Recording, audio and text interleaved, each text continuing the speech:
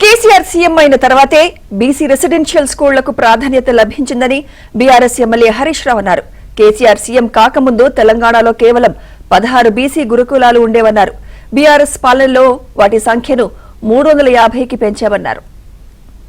కేసీఆర్ గారు ముఖ్యమంత్రి అయిన తర్వాతనే బీసీ గర్ల్స్ రెసిడెన్షియల్ స్కూల్ వచ్చినాయి తెలంగాణలో. అంతకుముందు కేసీఆర్ గారు ప్రభుత్వం రాకముందు బీసీ ఆడపిల్లలకు రెసిడెన్షియల్ స్కూల్ లేదు. మొత్తం తెలంగాణలో ఉన్న బీసీ గురుకులాలు ఎన్ని అంటే 16 మాత్రమే ఉండేవి. కానీ కేసీఆర్ గారు ముఖ్యమంత్రి అయిన తర్వాత 16 గురుకులాలను 350 బీసీ గురుకులాలకు పెంచింది కేసీఆర్ గారు.